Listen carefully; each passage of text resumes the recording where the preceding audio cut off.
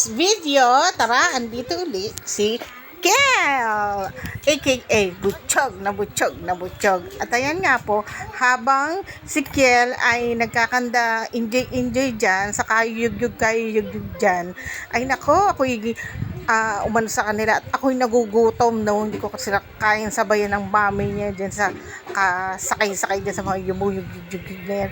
At ako'y nahihilo. Kaya ayan. Sige, habang nag-enjoy kayo, nandito kami sa Romulus Cafe. Grabe, sobrang sarap ng food dito. Yung kanilang wonton soup, sobra panalong panalo.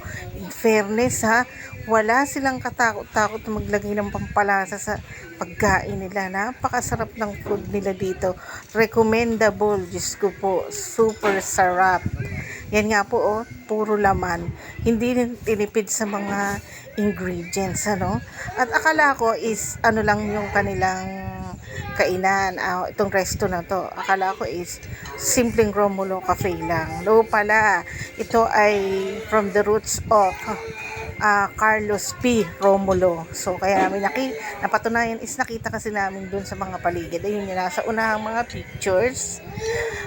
Makikita nyo po dun yung mga ni achievements. Mataas na taong kausap ni Carlos P. Romulo. At ayan na po ang mga food. Nako, grabe. May pakbet, may hipon, may lechong kawali, at ang dami pang dish dyan. Ako, hindi ko na maalala. Ayan, ang kanilang appetizer. Yung chicharong baboy na may suka, napakasarap. May pansit, may kung ano-ano dyan. Hindi ko pa nakuha lahat, pero yan lang yung mga gusto ko. Tapos yung Shanghai nila, panalong-panalo din. Yung hipon, panalong-panalo. Yung pansit na, siya, yung pansit, ano ba yun? Yung sotanghon. Tapos, ayan, hipon, ayan. Hindi kayo nagkakamali sa nakikita nyo. Ganyan po talaga akong kumain ng hipon. Ulo lang ang nakatira. Tapos ayan, sobrang sarap po ng kanilang lumpiang Shanghai, Kinain ko pati yung kanilang garnish. Sinabay ko, Para naman may makain tayong healthy sa buhay natin ngayong araw na to.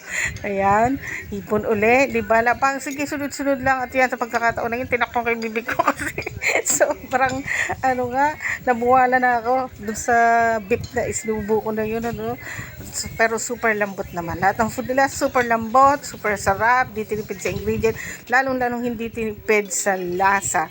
Kitang-kita naman sa itsura ko, nauuna nga ako. Ayan, uminom na ako. Sarap din ang kanilang lemonade dyan, iced tea. At yan, namangha tayo. Namangha tayo sa bibig. At ayan nga po, hindi ko rin pinalagpas yung kanilang dessert. Ayan, napakasarap din yun. Parang kakanina may yema. At ayan, natulog na si Butchog. Uwi na kami, babu!